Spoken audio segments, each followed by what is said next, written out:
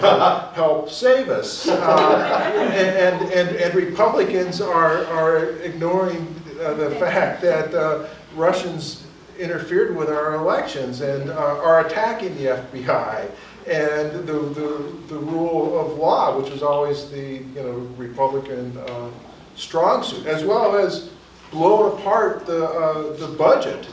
For as long as I can remember, Republicans have been balanced. The budget was a bedrock philosophy. They passed the tax cuts, which just expanded the rate at which debt is accumulating. So there is just very little that makes sense in a lot of ways, and it's hard to find your moorings when that's the situation. Before, we always sort of we thought we knew who the enemy were and who we were fighting, and now it is just gone really screwy. And then the other thing is which is part of the subject of the talk today, is just the attack on objective fact that we see going on every day with the attacks on fake news. And that's another part of the kind of topsy-turvy thing, right? I was part of the alternative press for as long as I was, in part because of the belief that, mainstream media, corporate media, left a lot to be desired. They looked at things from a corporate point of view, and you don't have to tell your reporters how to cover things. You hire people that are going to cover things in a way that you want them to be covered. And that's just the way things work.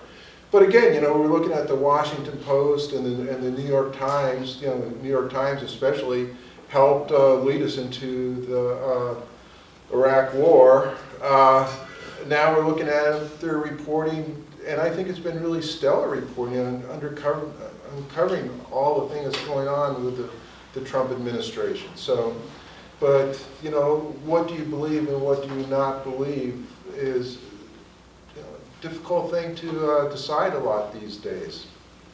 But the attack on reality, corporate interests attempting to shape public opinion by creating false narratives is not new. And one of the clearest examples of that is the whole issue of climate change and what's been going on for decades around that issue.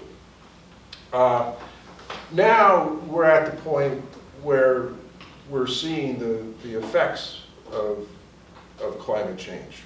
We're, the forest fires in California, the hurricanes that we're seeing. I heard a good analogy regarding like the storms that we're seeing with the increased frequency and increased strength.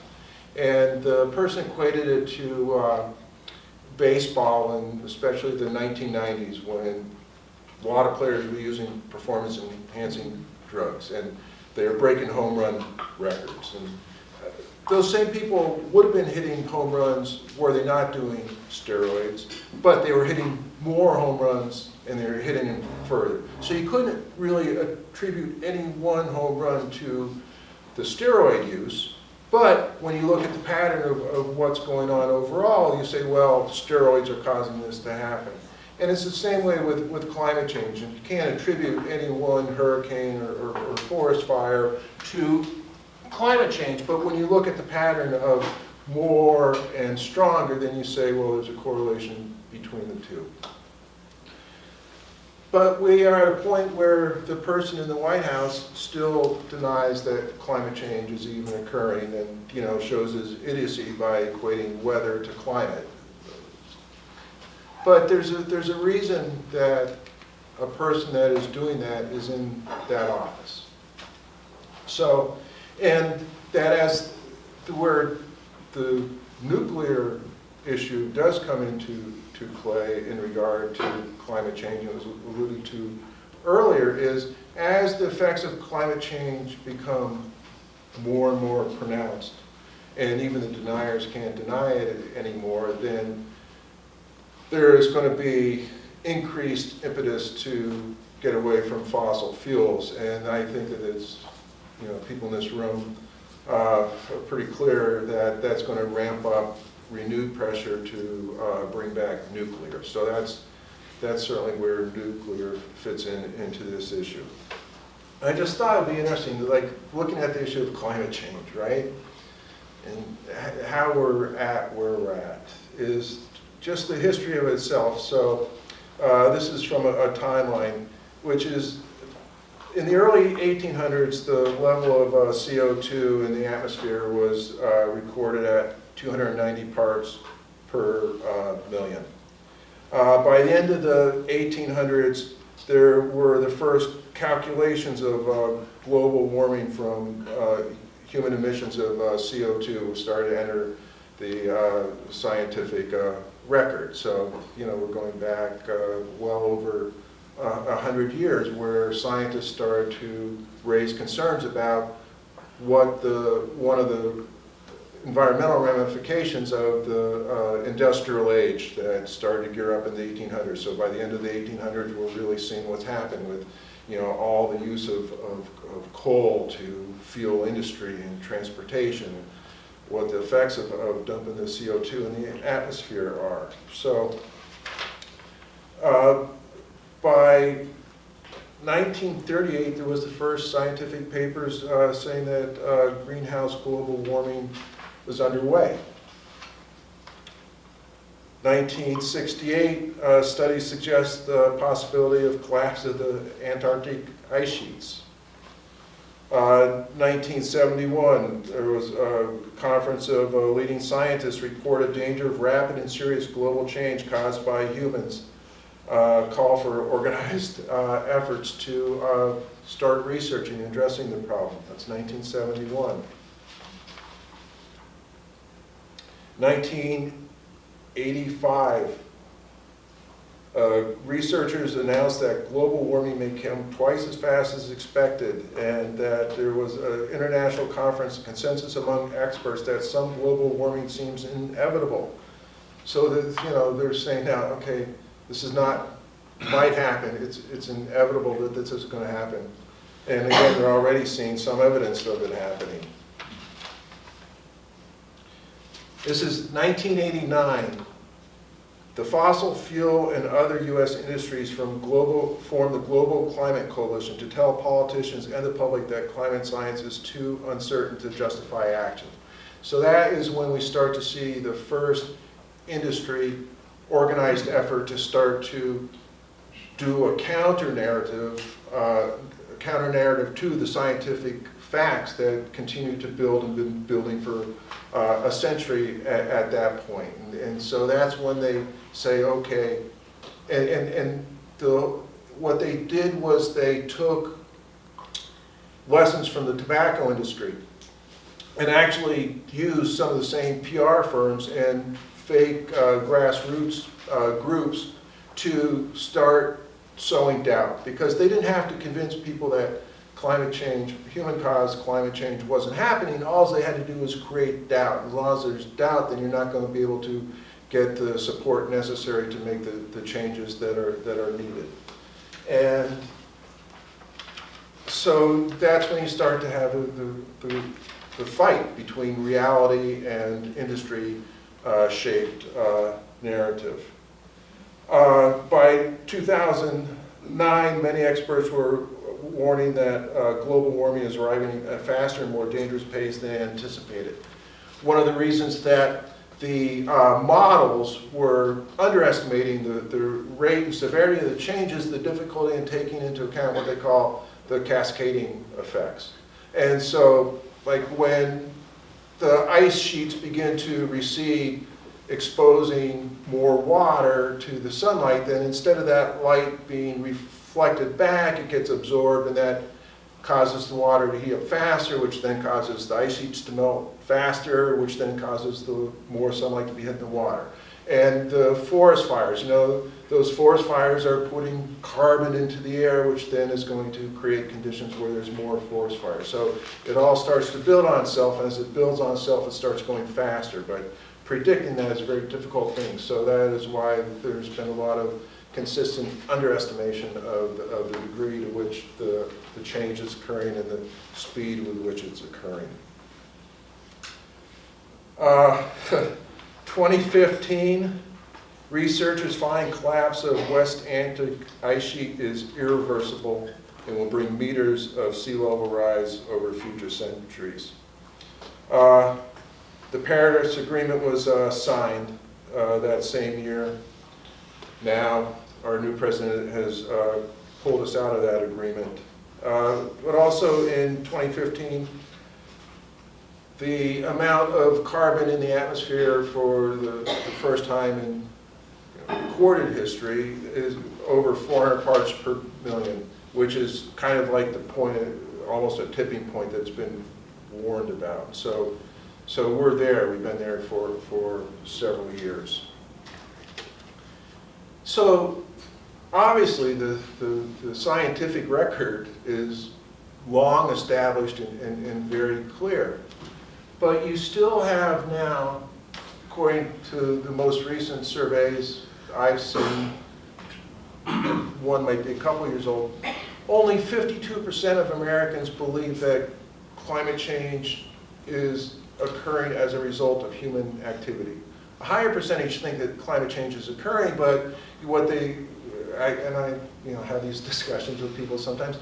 The Earth is always changing. We've gone through ice ages and all these changes, which is absolutely true. But there is also just the scientific record of saying when you keep dumping carbon into the atmosphere, then these things are going to happen, and we're seeing them happen as a result of what they're doing. And so, but the narrative that the climate's always changed is now, they're not denying that it's happening anymore. Well, the president's still denying it, but for the most part what they've done is shift the tactics, saying, well, this is just part of the Earth's natural cycle. But the reason that one of the reasons is that there's only 52% of the people believe that we're causing what's happening is this effort that began back in the 1980s to create doubt.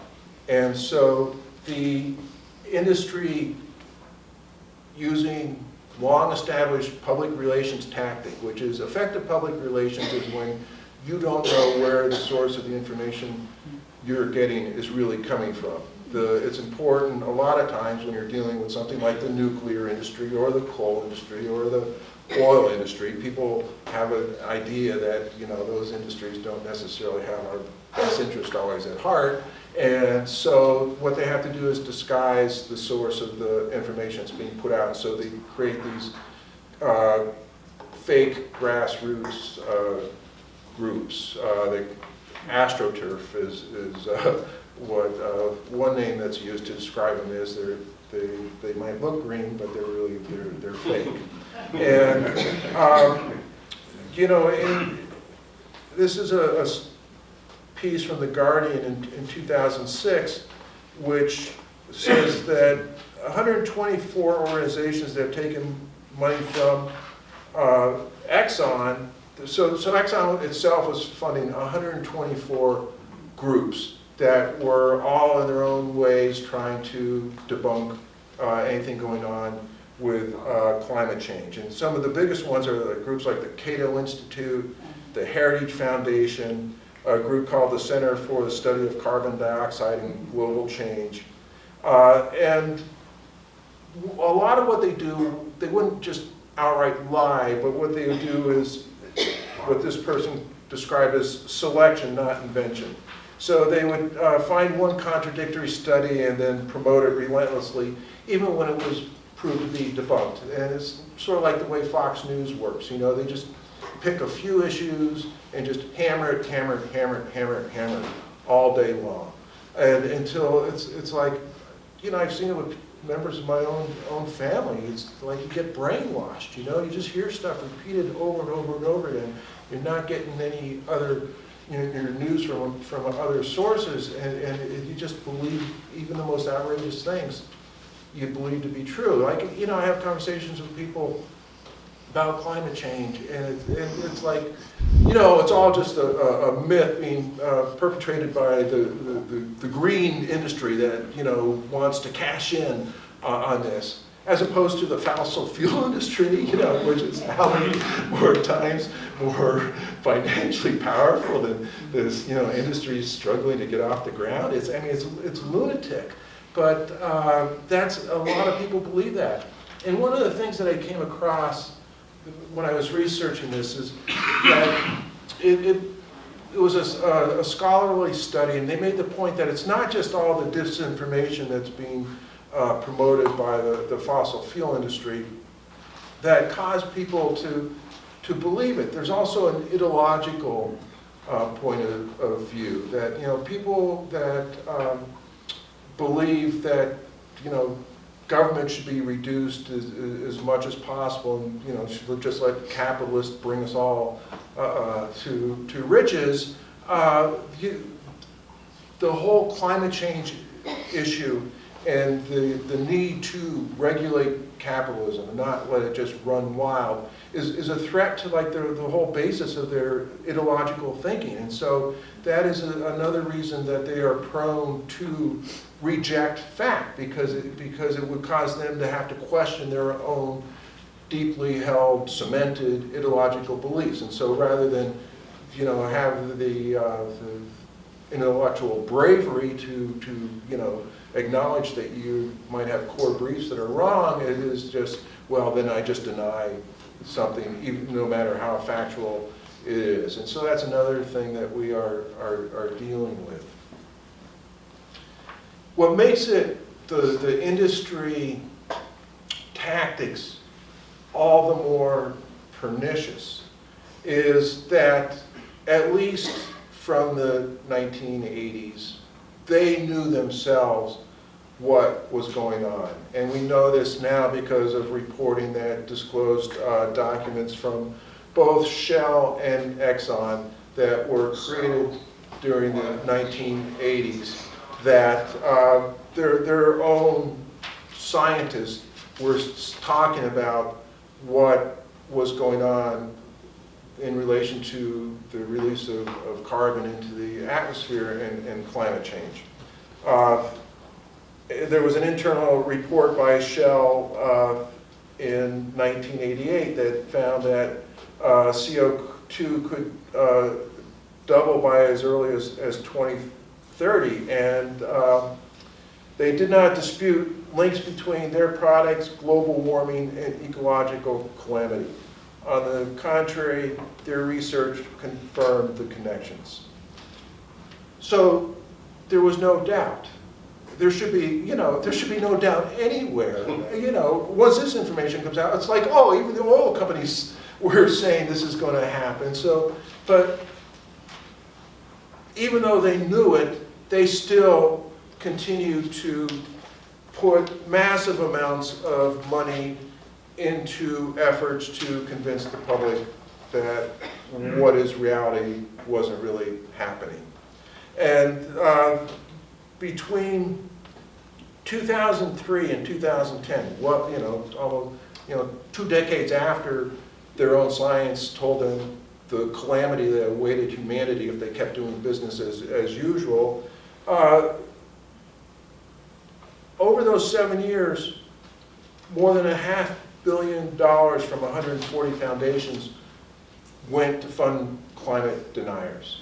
You know, and so this is another thing I think about the people in this room. A lot of you I've known over the years. You're all doing this, you know, on your own time, spending your own money. You know, you're certainly not getting rich by, you know, espousing you know, sanity. But that the people on the other side, there's unlimited amounts of money that keeps getting poured into and poured into and poured into it. So even when you win, they don't go away. They just keep coming back. It's just relentless because, you know, that's where the money is. And you know, like just said, $500 million over the course of 7 years. So it is just, it's just massive the amounts of money, and you know, I see, like, you get worn down, right? It's like you fight and fight and fight, and you think you have a victory, then it gets reversed because there is so much money on the other side. And it got worse in 2010 when the Supreme Court decision on Citizen United just opened up the floodgates. And this is an article from Inside Climate News talking about that decision, which said billionaires such as the Kochs moved millions of dollars to support the rise of the Tea Party movement and the ultra-conservative candidates who saw climate denial as the bedrock of party orthodoxy. Soon, few Republicans running for federal office would admit to accepting the reality of man-made climate change. After conservative populism put Donald Trump in office, the hard-right social media ecosystem, empowered by a president eager to tweet, had accelerated the spread of false climate narratives, making them more difficult to counter, much less uproot. So, again, you can see how, you know, the amount of money that, and increasingly dark money that you don't know where it's coming from, and its influence on politics, we're feeling that. And you know, the people fighting nuclear power, that's not a new story to them. Just thought I'd bring this out in terms of the denial aspect of it. Well, I'll say this first. So, I think it was in 2017, something interesting happened. There was a group called ALEC, which is the American Legislative Exchange Council. Very, very, very right-wing. What they do is they're industry funded, and they bring conservative legislators to conferences, and they create sort of boilerplate legislation that then they go home and try to get passed in their states. But at this conference, the Heritage Foundation, which is really one of the most vile of all these denial groups, we're pushing the ALEC to pass a resolution denouncing an EPA conclusion that about all the harmful effects that CO2 was causing to humans. And they, Exxon, and which is a long-standing member of the ALEC, Exxon and a group of big companies in utilities opposed the resolution. So this is how bad things were, right? That even the oil companies are not going to publicly denounce the EPA for saying that, you know, climate change is a bad thing. And so the response of the Heritage Foundation was to say that Exxon had discredited itself, and they put their profits and their green virtue signaling above sound science and the interests of their other customers. So you know, they're losing Exxon. But what happened is that stepping up was a new player, the Mercer family. And the Mercer family, Robert Mercer is a billionaire hedge fund operator. And they were a major bankroller of Trump very early on. They helped him, you know, get going by putting a lot of money into the campaign. And so, you know, they are at least partly responsible in a significant way for helping put Donald Trump into the White House. And the family has spent $36 million on Republican races and super PACs since 2010. And they have long donated to conservative groups, the Cato Institute, again, the Heritage Foundation, the Federal Society. The Federal Society is very important because that's a breeding ground for very right-wing judges. And so, you know, if you want to get nominated to the Supreme Court under the in this administration, you have to have the Federal Society stamp of approval. So, you know, that's a very significant factor in all this. And now the Mercers, they're funding all these kind of really fringe climate change denial groups, the most fringe. But as a result, I mean, this is where we're at, right? Is that, and this is again from Inside Climate News. I'll read this a little bit because I think it's interesting. The Heartland Institute launched a billboard campaign in 2012 to compare believers in global warming to murderers and madmen, such as the Unabomber, Charles Manson, and Osama bin Laden. The backlash was so severe that Heartland pulled the plug within 24 hours, but it still lost major donors and political allies and faced criticism that its fight against climate science was beyond extreme. 5 years later, on June 1, 2017, the group's chief executive, Joseph Bast, was a guest of Donald Trump in the White House Rose Garden as the president announced the withdrawal of the United States from the Paris Climate Agreement.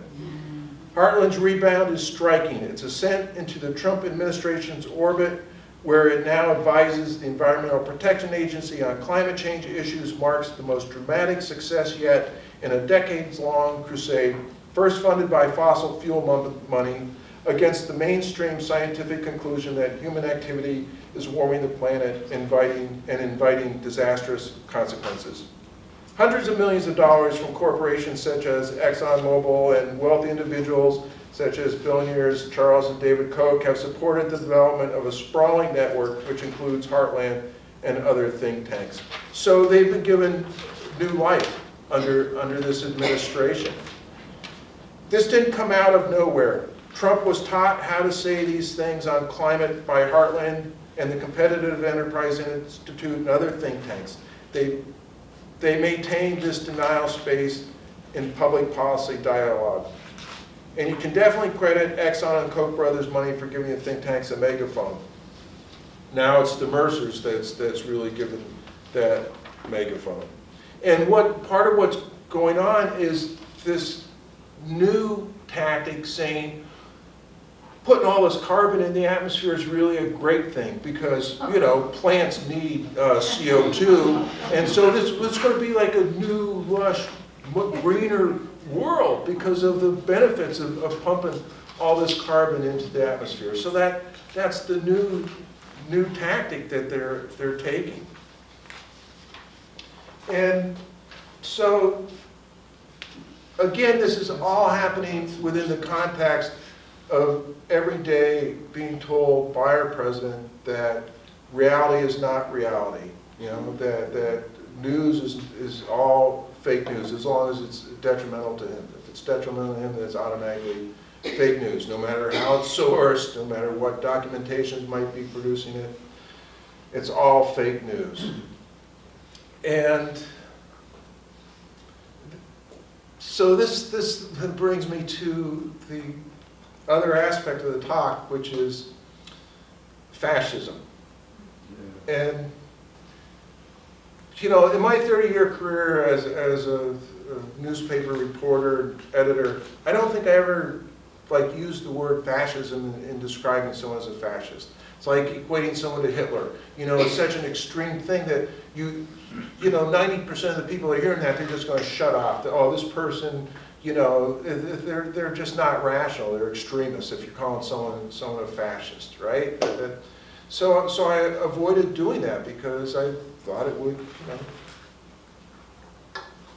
diminish my credibility by doing that. So I was always, you know, pretty careful about how I would describe things.